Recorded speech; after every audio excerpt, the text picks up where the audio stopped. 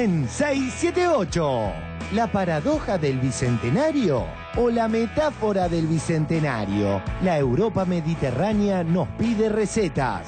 Un dato importante con respecto a estas bilaterales, Débora, es que la bilateral, en el caso de Grecia, fue pedida por el propio presidente griego, con lo cual, bueno, eso demuestra el interés de las autoridades griegas en conocer seguramente cómo se enfrenta a una crisis como la que ellos están padeciendo y cuáles son las medidas más atinentes a tomar. Deseo nada más expresar mi agradecimiento a la Comisión Europea por su trabajo en favor de esta cumbre y por supuesto a la presidenta argentina por su colaboración.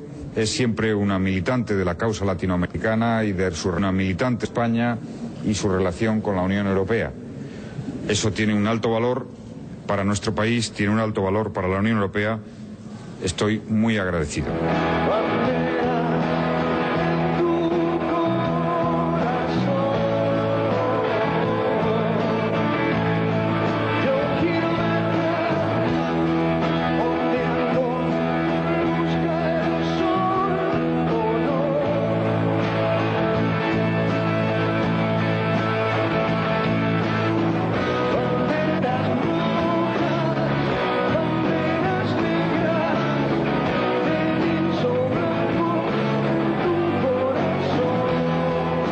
Siguen las buenas noticias.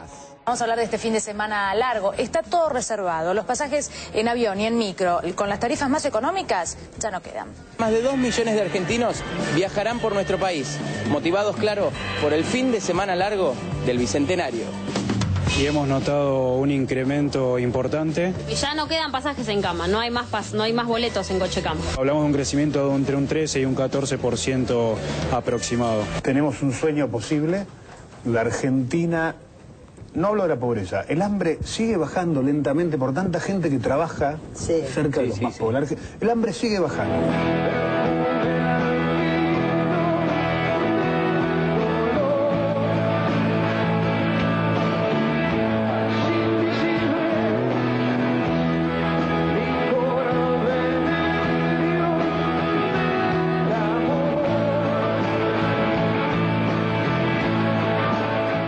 Avanza el Macri Gate. Que el árbol no nos tape el bosque.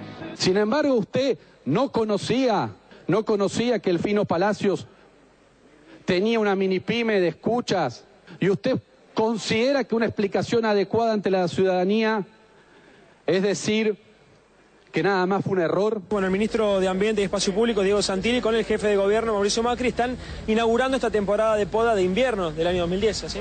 Así es, va a ser la poda más grande de la historia de la ciudad. Hubiera sido deseable que estuviera el jefe de gobierno acá también presente, mostrando también su preocupación por la seguridad. Diputada, era para una precisión, no para agregar parte de su discurso. Está podando árboles en Núñez, así que no ha podido venir. Tomo nota, diputada, de todas las contrataciones de 3 de febrero y se las mando. Esto que claramente es todo un armado ridículo que no nos tiene que distraer la tarea, pero lo importante es que podemos los árboles.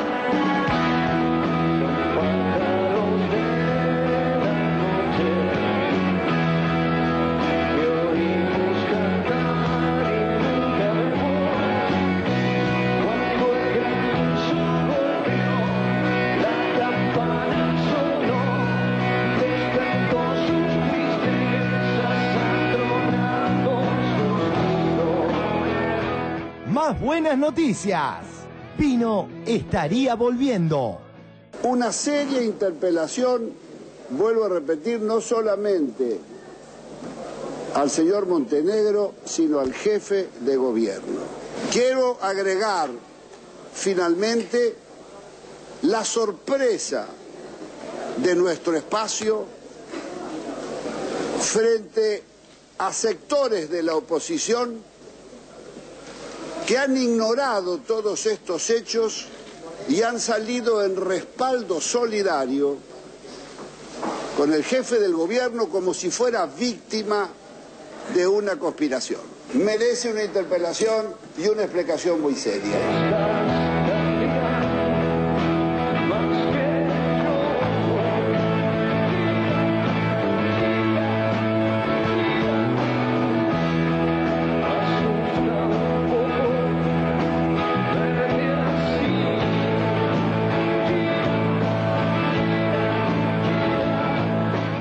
Lanús versus Pinedo. Busquen un acto de Macri que tenga que ver con el tema y se acaba la discusión. Pero perdón, ¿quién era el jefe político de Palacios? ¿Quién dijo que ponía la mano en el fuego? ¿Quién se negó a pedirle la renuncia? En el momento en que renuncia a Palacios... política con el delito. ¿Cómo se están cargando a un gobernante elegido democráticamente. Perdón. 15 tipos armando una causa. Federico, no toquemos ese tema porque la ciudad de Buenos Aires tuvo un gobernante que se lo cargaron políticamente y se lo cargaron ustedes, que se llamó Ibarra.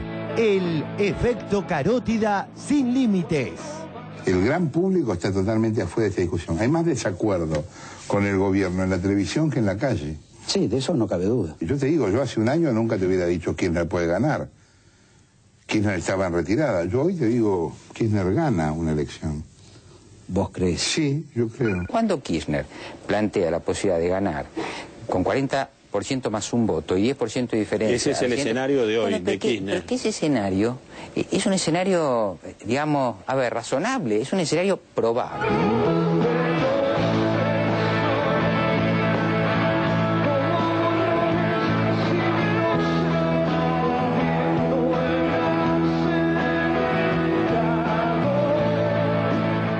Casi nula cobertura a la masiva marcha de los pueblos originarios.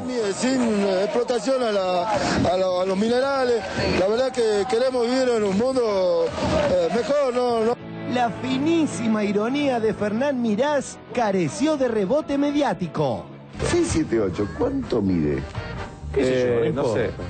¿Por qué? No vi ningún programa de Canal 7 que genere tanto quilombo. Tanto resquemor. Muy raro, muy raro. Se viene el matrimonio universal, el maravilloso poema de Pepito Cibrián.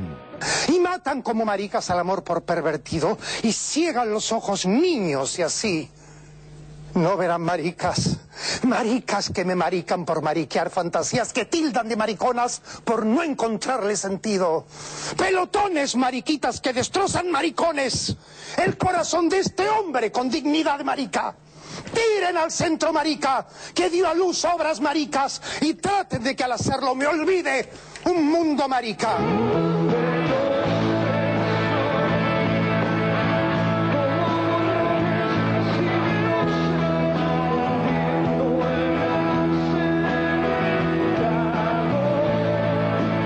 Despega 678. Y hoy sale o sale. Virginia Gallardo versus Violeta Lorré. Le vuelven a dar vida a alguien que debería ser una muerta profesional como la señora Graciela Alfano. No hay que nombrarla, como hace 4 semanas en la calle Florida vi que escupían a Carlos Grosso. 678, me encanta. Yo no fui, en este caso. En vivo Florencia Peña. En un rato Florencia Peña. Bueno.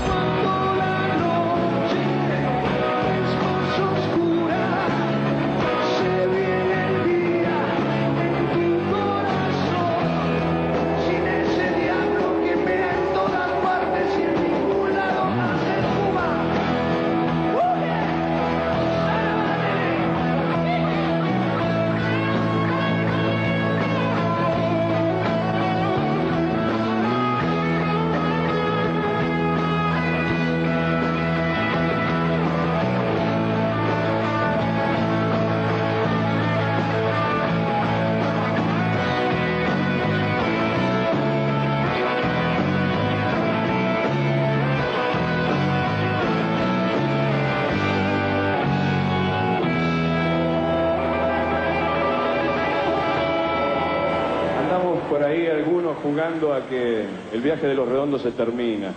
Está claro que este viaje se termina cuando ustedes quieran.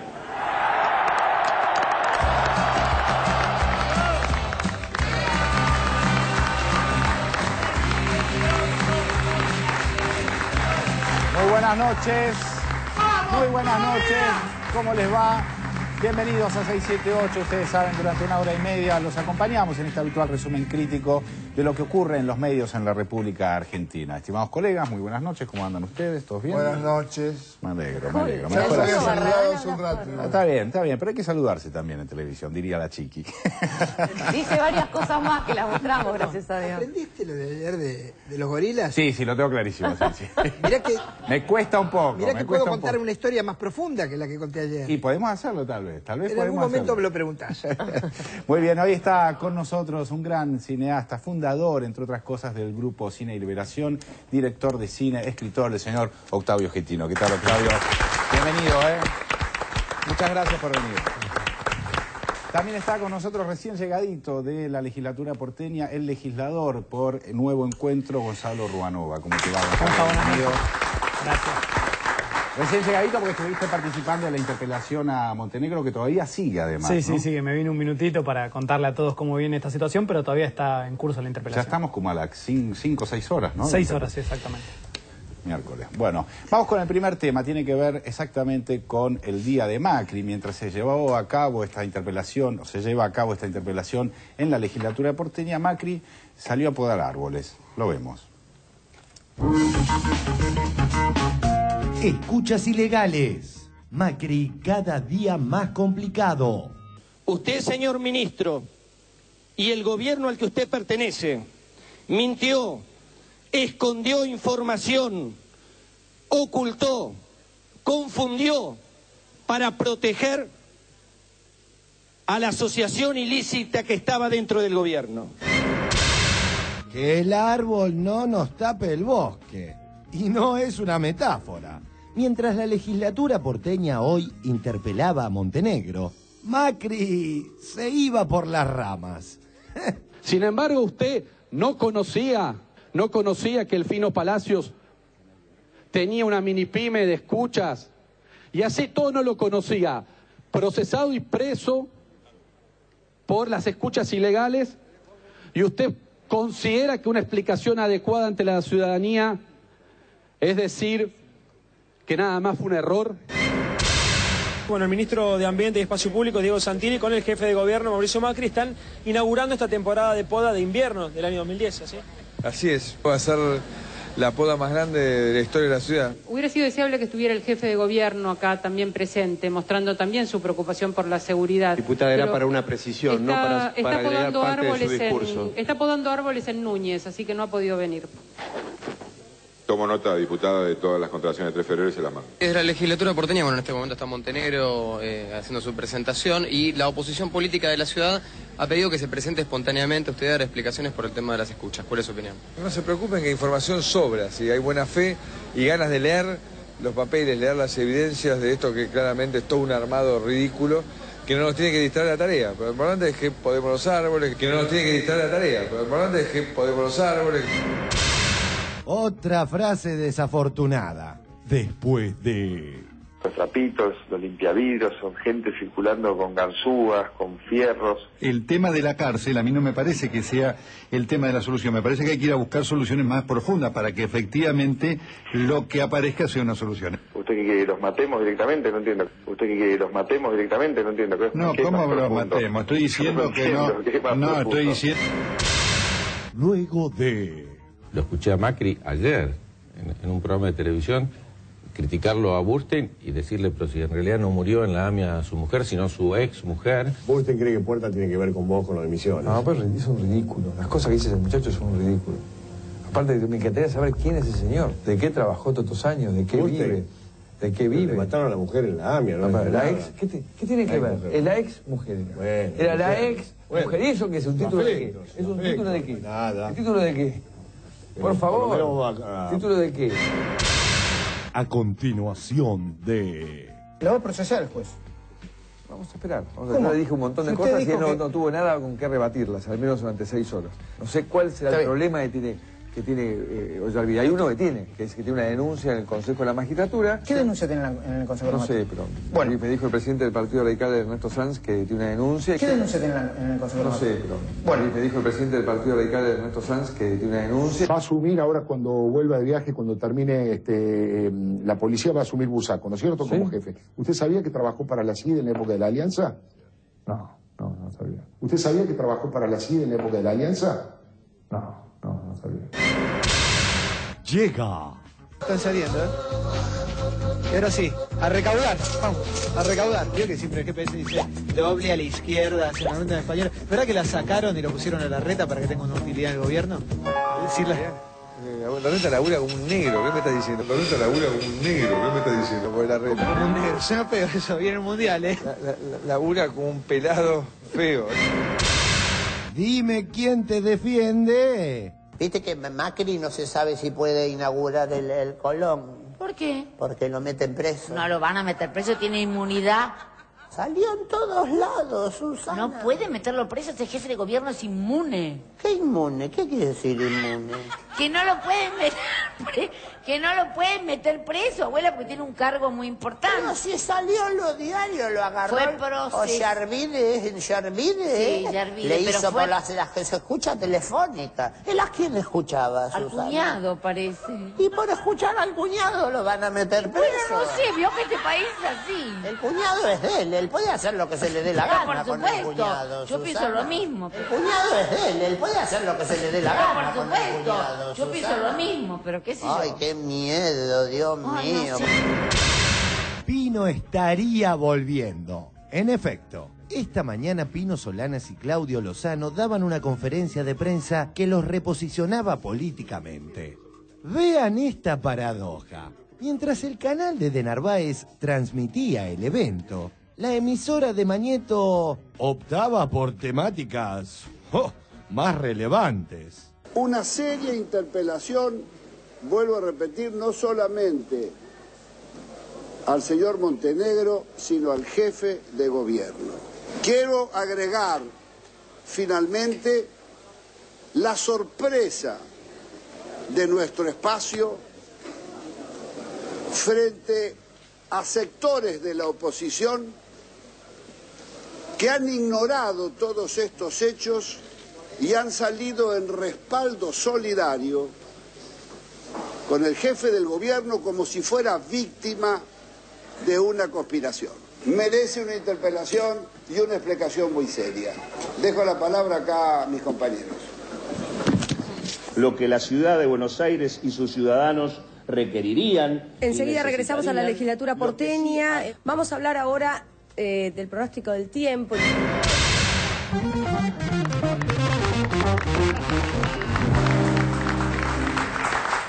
Bueno, Octavio, a ver. Está bien lo que dijo recién Pino, ¿no? No, lo que dijo bien está reciente y creo que es un avance en relación a la situación anterior y confío de que esa línea se mantenga, una revisión crítica o autocrítica de una posición que ha venido teniendo últimamente, que creo que no ayuda de ninguna manera a todo un proceso de cambio, de democratización y a una política que yo creo que merece toda la defensa de la ciudadanía. Por lo que usted lo conoce a Pino, ¿se imaginaba a Pino apoyándolo a Macri, digamos, en esta situación? No, con Pino tenemos una relación tuvimos una relación con las parejas desde el año 65 al 76, 77. El exilio lo llevó él a París, a mí me llevó a trabajar en la Sierra Andina y volvimos y no había coincidencias en una serie de cosas.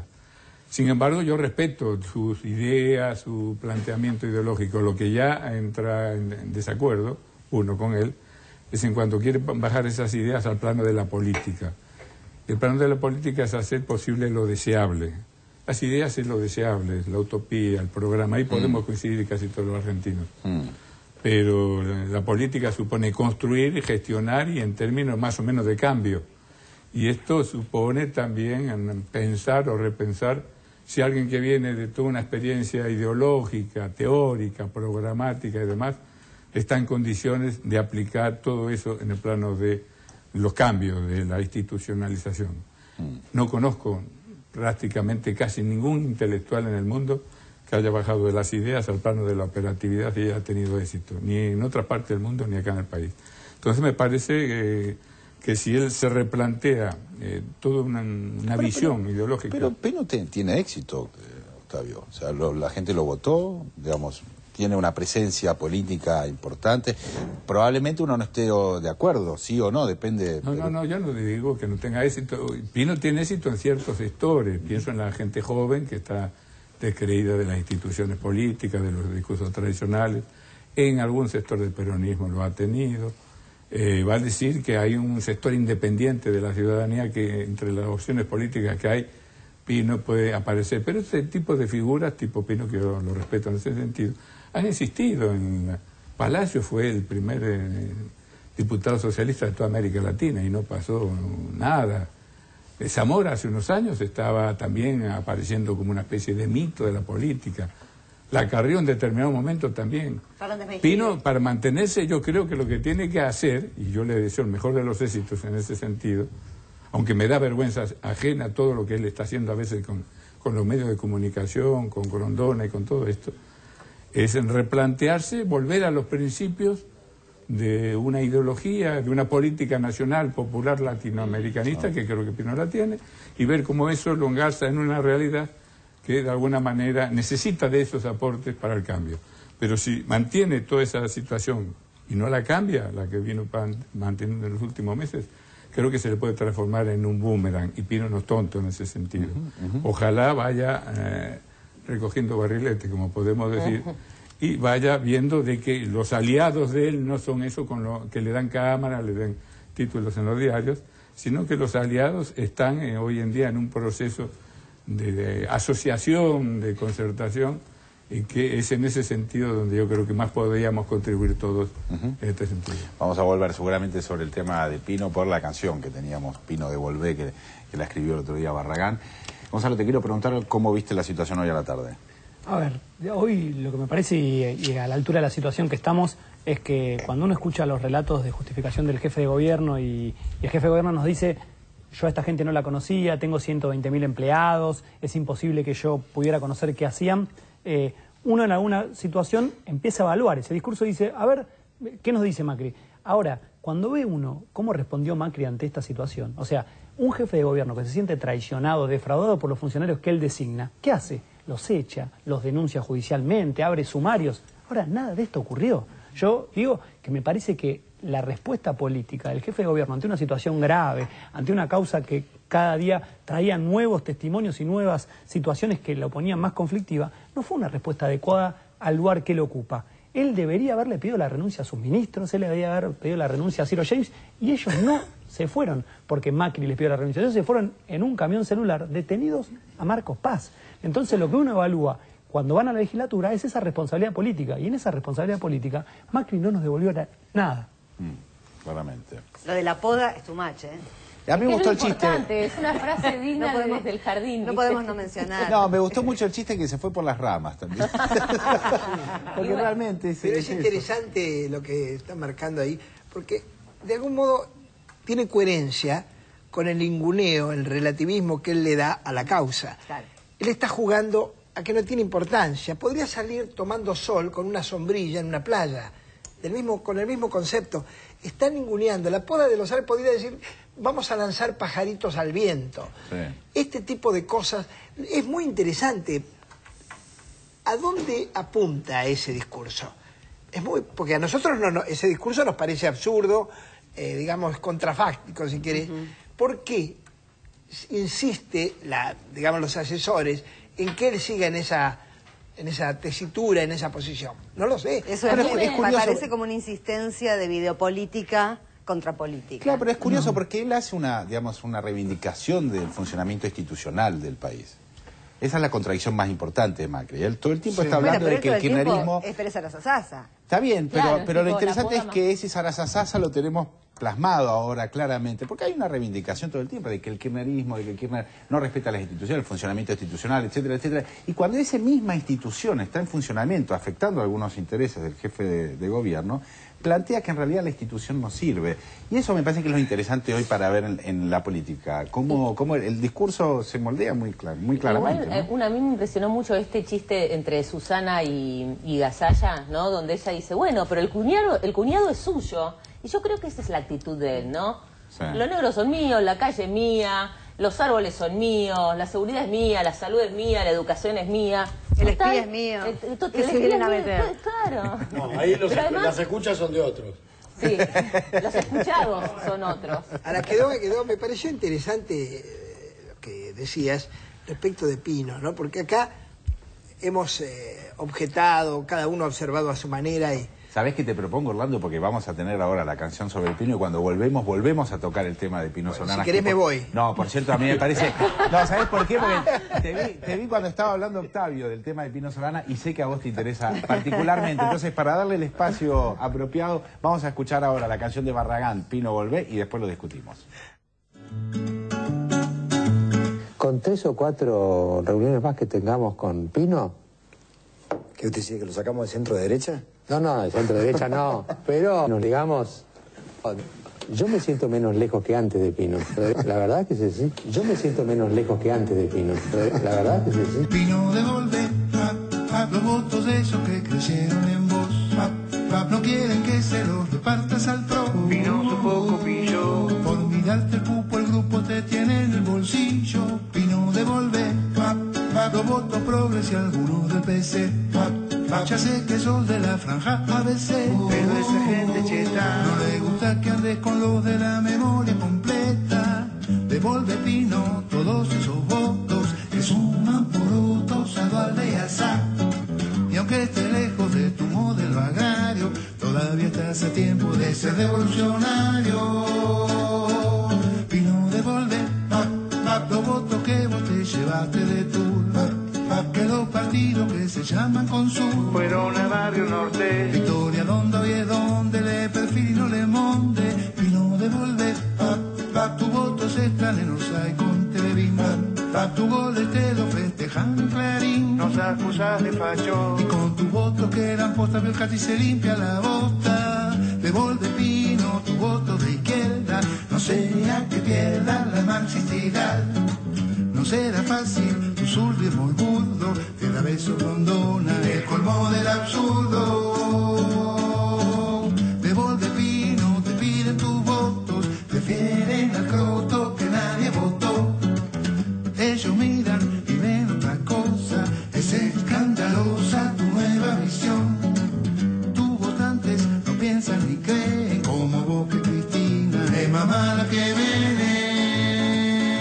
Pino devolver, Pino devolver,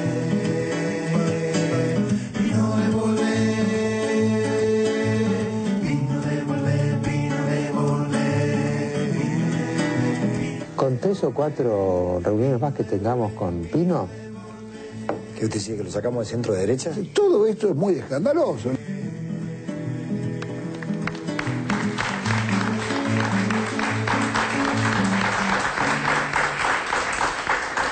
Bueno, uno de los temas predilectos de varones, el tema Pino Solanas, ¿no? Y sí, porque a mí me importan siempre mucha gente también, los cambios. Iba a decir la palabra traición o ingratitud, que son las que más se usan en estas...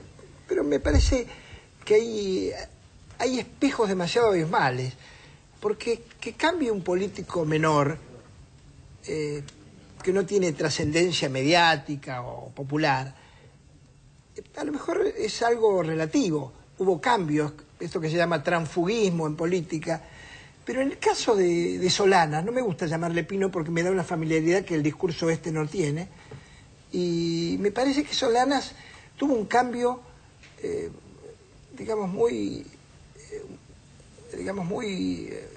fuerte, muy abismal, y quería recordar, pensando que está Octavio Getino, claro, la imagen que tenemos, te voy a tutear porque somos de la generación, de vos y de Pino y de Solanas, es aquella época de la hora de los hornos, la época en que entrevistaban a Perón en Puerta de Hierro.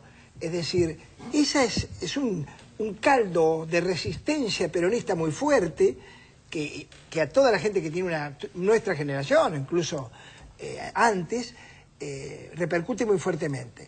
Después, evidentemente, la carrera tuya y la de Pino se bifurcaron, evidentemente, hace muchos años.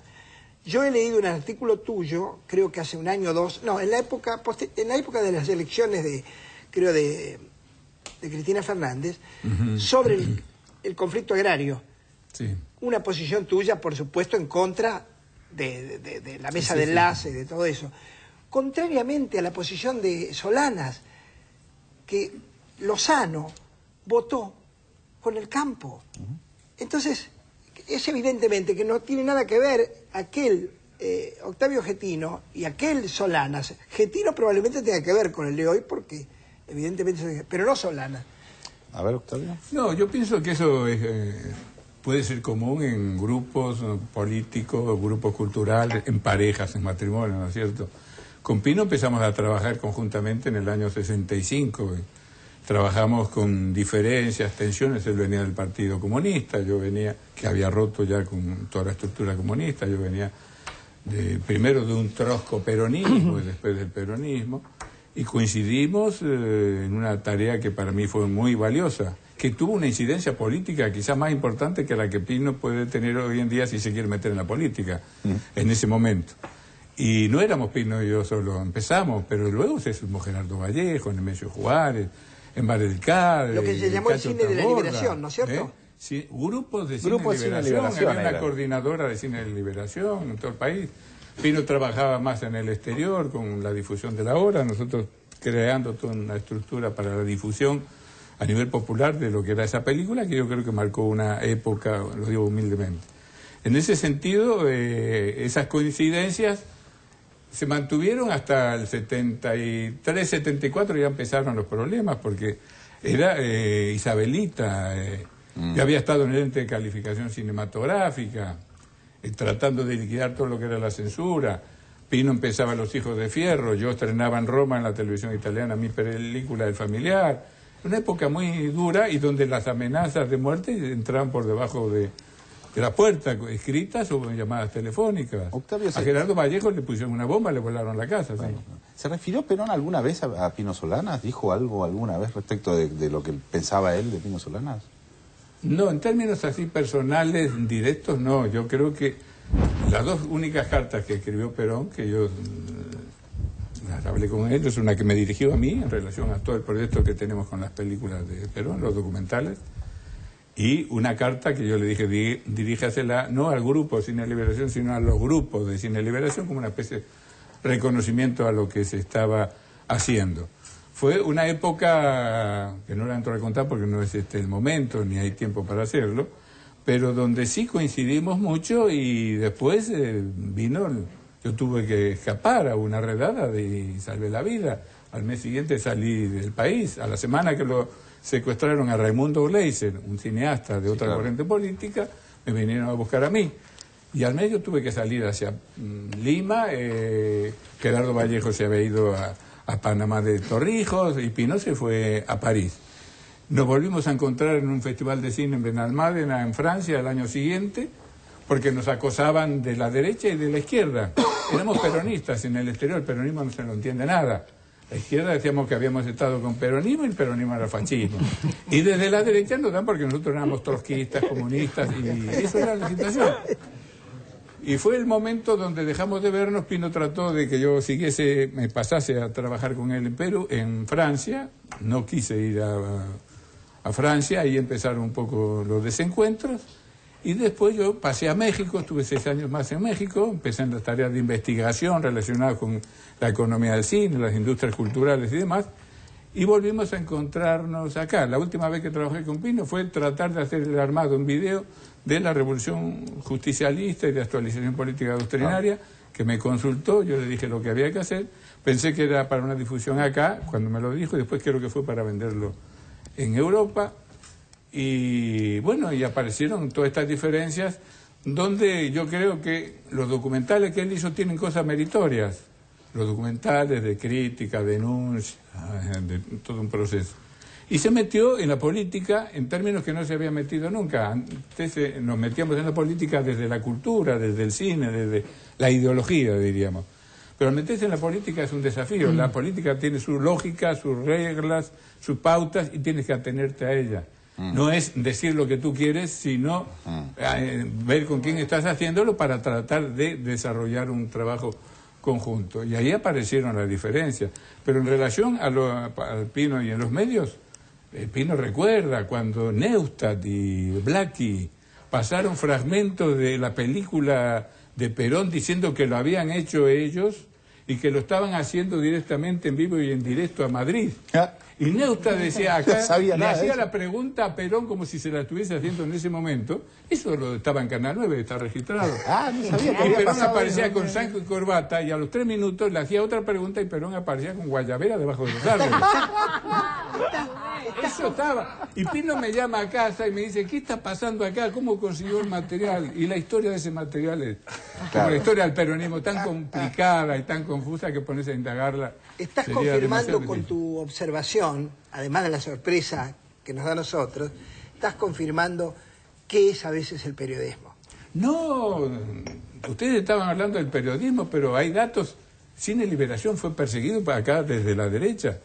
Cuando Clarín dice al año del gobierno de la Revolución Libertadora, este parrafito, dice textualmente, con Ernestina Herrera de Noble, bastó que las Fuerzas Armadas tomaran el poder asumiéndose como responsables últimos de la sobrevivencia del Estado-Nación para que retrocedieran los factores de desintegración. Se impuso el orden, se restableció la confianza en el ámbito interno y en el orden internacional. Los objetivos inmediatos del movimiento quedaron cumplidos en forma instantánea. Y esto lo publica Clarín el mismo día que Rodolfo Walsh, un compañero que trabajó mucho con nosotros en la difusión de La Hora de los Hornos, hace su carta a la Junta Militar. El mismo día, 24 de marzo de 1976. Entonces, de vuelta a esto. Y en ese mismo mes, yo estaba en Perú, y secuestran a Carlos Magui. Carlos Magui trabajaba de jefe de producción del Centro de Teleeducación de la Universidad Católica de Perú, y yo trabajaba ahí también. Salí del 76 acá y entré a trabajar ahí. Se lo secuestran operativos militares con toda la cuestión del Cóndor y demás. No cuento toda la historia porque sea patético y dramático. Te tendríamos toda la noche contando. Y acá dos diarios, La Nación ese mismo día publica un trabajo que seguro lo hicieron los servicios de inteligencia, donde analizan todo el tema de Greiber, y Greiber todas las conexiones que tenía, entre ellas Carlito Magui.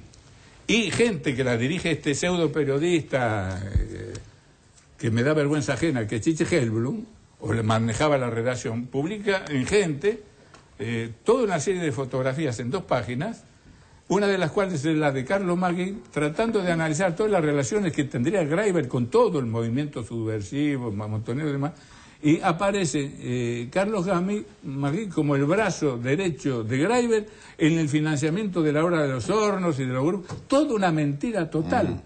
Eso ocurre en Perú, un país donde la justicia argentina, el gobierno argentino pide mi extradición. Y se tiene que reunir el Gabinete Nacional en Perú para negarla, porque yo había autorizado el último tango en París, cuando era jefe e interventor total de la censura. Entonces las mentiras de los medios, más que de los medios, de los empresarios que manejan los medios, eran coherentes con todo lo que hacía el poder militar. Una cadena de mandos militar donde había quien dirigía y se abrían pirámides para que se cumpliesen estrictamente las órdenes, desde el más alto al más perejil, también se trasladaba y se sigue trasladando a los medios de comunicación, donde el dueño del medio determina que van a ser el secretario de redacción, los opinólogos, los columnistas y demás, hasta todo lo que es la prensa. Esa misma situación de represión y de autoritarismo que había en los servicios militares, hoy se aplica en los grandes medios de comunicación en nuestro país y en América Latina. Clarísimo, ¿no? ¿Barragán? Yo tengo otra conjetura, creo que un poco diferente de la que tiene Getino, en cuanto a que, que Pino es un principista, entonces al hacer política se olvida de la política real, y porque me acuerdo del teorema de Baglini. Yo creo que en Pino le pasa eso, porque si fuera realmente principista, si fuera un ideólogo ingenuo, que defiende a rajatabla sus principios, no podría estar asociándose a poderes que no van a querer que nada de lo que ninguno de sus principios se cumplan. Lo que yo creo que sintió el calorcito del poder, o vio que el gobierno estaba muy debilitado, y entonces ahí empezó a surfear esto, y lo vemos felicitado por Grondona y al lado de toda la derecha. Sí, la pregunta es si puede volver, pregunta es, vamos a hablar de si puede volver, pregunta para todos nosotros, si puede volver, todos podemos volver a algún lugar, ¿se puede volver en las mismas condiciones de líder después de esto? No, yo creo que lo remito a los años anteriores. El Grupo Cine y Liberación no era Pino Solana, no era Getino, era un ámbito de trabajo. Claro. Y lo que hacíamos también tenía que ser consensuado con la gente que colaboraba y que participaba en estas acciones. No podíamos hacer lo que se nos cantaba directamente. Y Pino, no lo tomemos a Pino como persona. Pino intentó y intenta tener una cuota de poder político, yo creo que ahí se va a equivocar, pero se ha rodeado de gente que yo respeto también. Hay gente inteligente y sobre todo respeto a ciertas organizaciones sociales que ellas sí han trabajado en la política y que creen que Pino puede de alguna manera conducirlo. Y yo creo que toda esta gente es mucho más sensible a las reacciones de la propia sociedad y es posible que por ahí se introduzcan presiones para que cambie algo la política de Pino en estos tiempos. Si no, Pino es un pino y debajo de un pino no crece nada. Pero tengan en cuenta los que están... No lo digo por política, lo digo por el carácter y el carácter define mucho a las personas. Las personas cambian de idea, cambian de mujer, cambian de vestuario, pero de carácter no cambia nadie. Muy bien, clarísimo entonces la descripción, esta amplia descripción, Orlando, que hemos tenido sobre la situación de Pino. A ver, ¿vos qué pensás? Que también estás... No, a ver, yo lo que digo es, uno ve esa contradicción y, digo, le escucha a Pino hoy con lo de Macri y tiene una cierta mueca de agrado. Ahora, es cierto que las posiciones políticas de este último tiempo han tenido consecuencias. Hoy mira uno la Cámara de Diputados y ve las dos comisiones de Agricultura en manos de lo peor de la mesa de enlace. La Comisión de Asuntos Constitucionales en manos del Opus Dei y la Comisión de Libertad de Expresión en manos de Judice. Yo no me imagino a esa gente acompañando con Sanz que la asignación universal por hijo sea por ley y aumentándose. Entonces, uno tiene que hacerse cargo de las decisiones políticas que toma, porque cuando constituye mayorías con la derecha, la que gana es la derecha en la Argentina. Entonces, para cambiar eso, hay que cambiar en serio y hay posibilidad de hacer otra cosa. Yo creo que eso es lo que Pino no puede explicar. Es mentira que no había posibilidad de hacer otra cosa y había que aliarse con lo peor de la derecha de la Argentina para constituir mayorías en diputados. Se podía hacer otra cosa y decidieron hacer eso, que estuvo errado, que estuvo equivocado y que tiene consecuencias hoy. Recién Octavio estaba hablando sobre la familia Greiber y las conexiones que se especulaban en ese momento. Vamos a ver ahora un informe sobre la inauguración de Papel Prensa, donde, bueno, lo pasó recién Visión 7, lo vemos. Aquí, hoy, en este lugar, se inaugura la planta productora de papel para diarios Papel Prensa Sociedad Anónima. En septiembre de 1978, Bartolomé Luis Mitre, hijo de la Nación, y Ernestina Herrera de Noble, inauguraban junto al represor Jorge Rafael Videla la empresa Papel Prensa. El presidente de la Nación, junto a autoridades de la empresa, procede a cortar la cinta con los colores nacionales. De esta manera, queda aquí inaugurada una planta de Papel Prensa.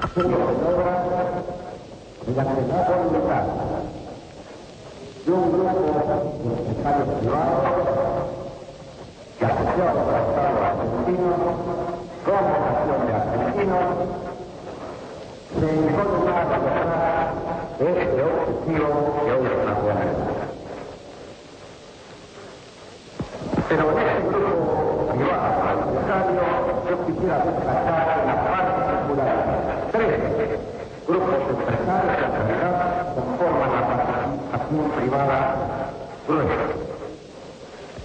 3 grupos empresarios que por situaciones específicas son en alguna medida competidores.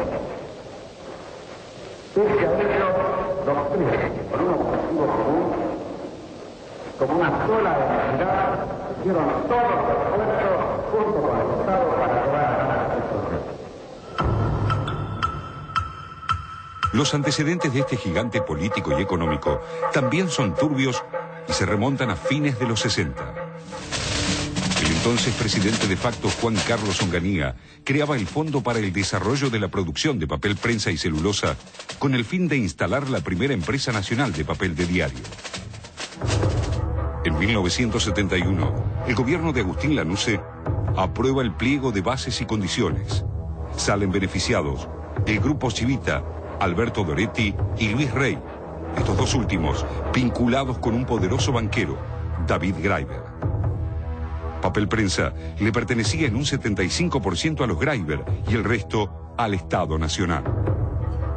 El 7 de agosto de 1976, Graiber muere en un confuso accidente aéreo en México y dejaba un jugoso negocio. Mientras tanto, en la Argentina, el genocidio estaba en marcha y los medios callaban.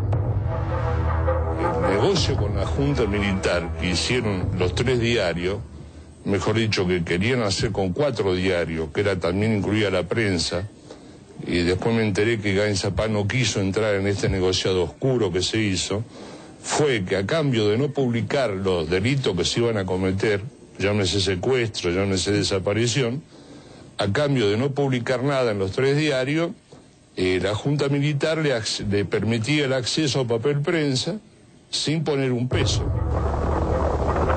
Pero el interés del gobierno de facto estaba puesto en papel prensa. En los 70, Argentina era uno de los países de América Latina de mayor consumo de diarios y revistas e importaba casi la totalidad del papel de diario que consumía. En enero de 1977, una patota militar entró a la casa de Rafael Llanover, director de papel prensa y representante de David Graiber. Lo insultaron y amenazaron. En marzo de ese mismo año, fueron detenidos Lidia Papaleo, viuda de Graiber, los padres de David y todos sus bienes pasaron a manos de la Comisión Nacional para la Recuperación Patrimonial.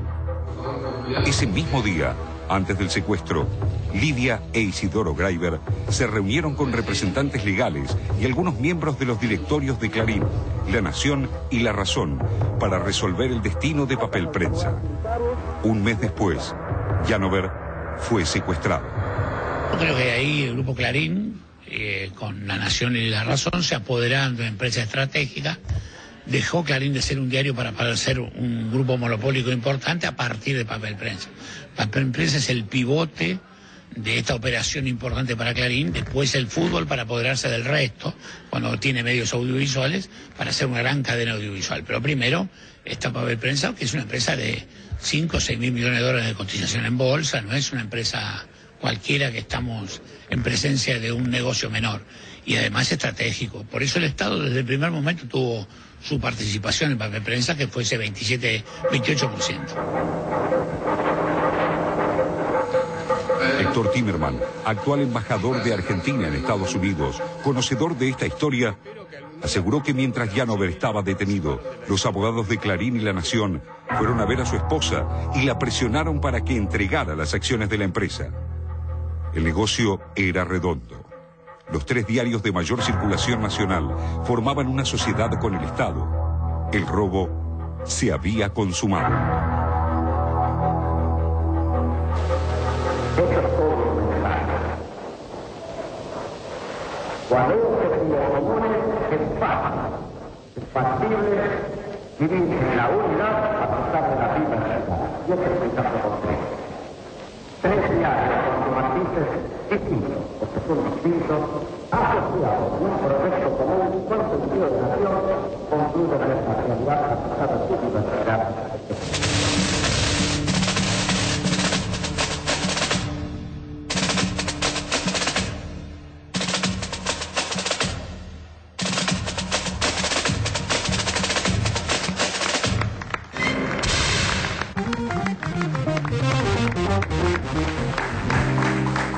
¿Vamos a casa? Sí, en realidad... La verdad es que es la densidad. Yo creo que una tenemos que importancia... expresar que es un testimonio que nos llena, no solo de sorpresa, sino realmente un testimonio que no sé de dónde, en qué archivo estaba. No, hasta ahora son imágenes no difundidas, eso es lo que decía el documental. Es un documento... Ahora es increíble, yo pienso si por exhibir estas cosas, por mostrar estas cosas, nos dirán que esto es un ataque a la libertad de expresión ahora. Y seguramente. Bueno, pero imagínate la situación... Difamamos, calumniamos, inventamos, mentimos en nombre de la corona. No, pero fue muy clara las palabras, digamos, de Videla recién respecto de cómo está concebido el origen de esa sociedad. Es muy interesante, digamos, y esto...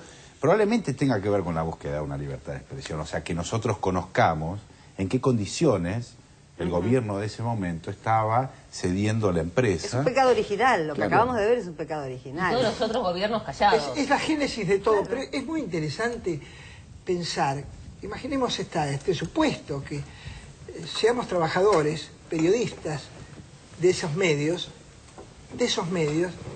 que están sostenidos pasado un rango moral semejante.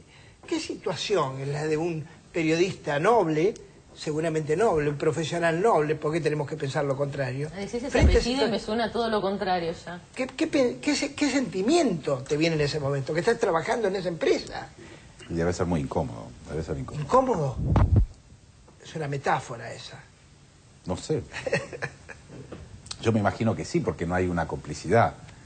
Digamos, sería, yo no me arriesgo a pensar no me arriesgo a pensar el término complicidad, a lo mejor vos sí. No, es lo que te pregunto bien, en realidad. Igual acá el tema no son los trabajadores, el tema es esa sociedad y el tema son los dueños de los medios, no los trabajadores. Exactamente. No, lo que digo, ¿qué situación qué situación es la tuya frente a esa verdad, a este testimonio que va a estar dando vueltas por todas partes? Y digamos, si la deuda externa, digamos, me acuerdo de Pino, si la deuda externa que tomaron los militares es ilegal, esto es ilegal. Debería haber cuando no paguemos la deuda, desarmemos la sociedad de papel prensa inmediatamente. Si llevamos el pensamiento como deberíamos llevarlo, porque creo que tenemos suficiente todos pensamientos, diríamos que nadie que se siente moralmente sano, por decir una cosa muy vaga, debería asistir a esos medios. No debería ser, un político no debería estar siendo reporteado en ese medio. Un político que realmente sostiene otra cosa no tiene por qué ir a ese medio. ¿Cómo vas a ir a un lugar donde está sostenido por el latrocinio y por el saqueo?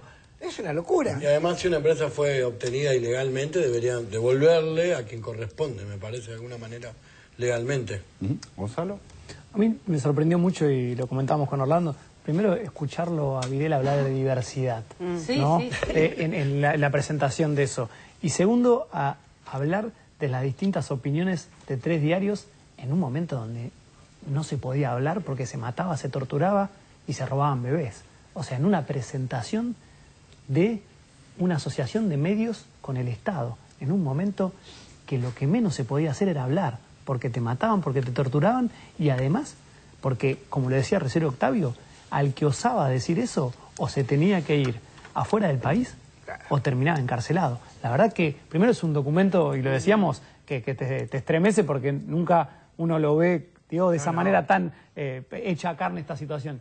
Y segundo, además la fortaleza de las imágenes, ¿no? Porque con la tranquilidad que hablaba también. Uno ha escuchado a muchos periodistas, Pablo Yonto estuvo hace muy poco tiempo aquí sentado explicándolo. Ahora, cuando uno lo ve en imagen, esa asociación, empezás a entender muchas cosas. Es completamente revulsivo. Y ahora con el contexto histórico, perdóname, con el contexto histórico que tiene, de saber, todos nosotros sabemos lo que pasó, la tranquilidad con la que hablaba, ¿no? La serenidad de Era un perverso revulsivo. Exactamente. Fíjate que para poder hablar de esto, para yo poder decir esto que digo y todos nosotros, tuvieron que pasar todos estos años. Mirá.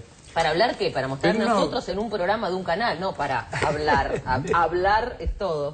Pero lo cierto es que quien dueño del negocio no son las Fuerzas Armadas, son el establishment económico que puede cambiar la política, pueden cambiar las Fuerzas Armadas, pueden cambiar mucho en la sociedad. Y el poder nacional, económico, financiero, asociado al exterior y demás, ese es el que marca las líneas. Y las Fuerzas Armadas tienen que, de alguna manera, responder en ese momento a esa política. Así, el neoliberalismo no lo hace el poder civil o el poder militar independientemente. El que lo ejecuta son las Fuerzas Armadas. El que lo inspira son los agentes, los dueños de los recursos económicos financieros mundiales y nacionales.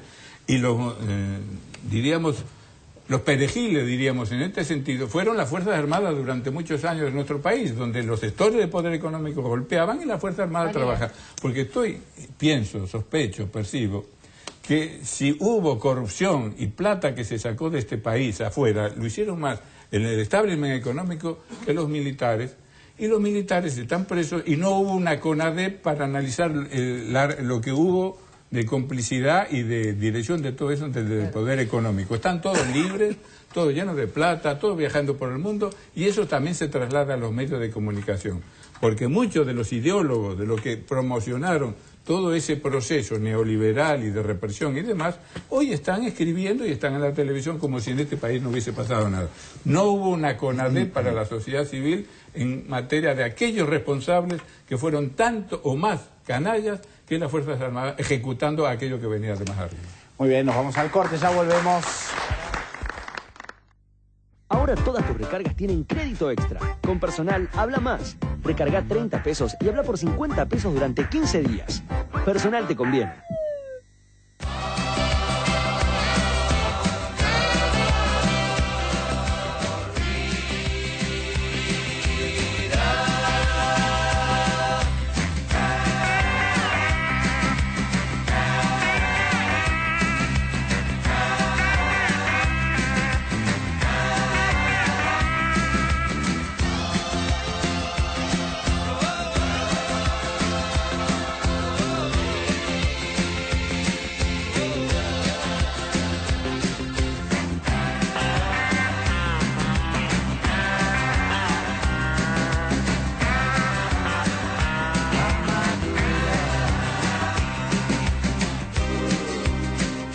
Pittsburgh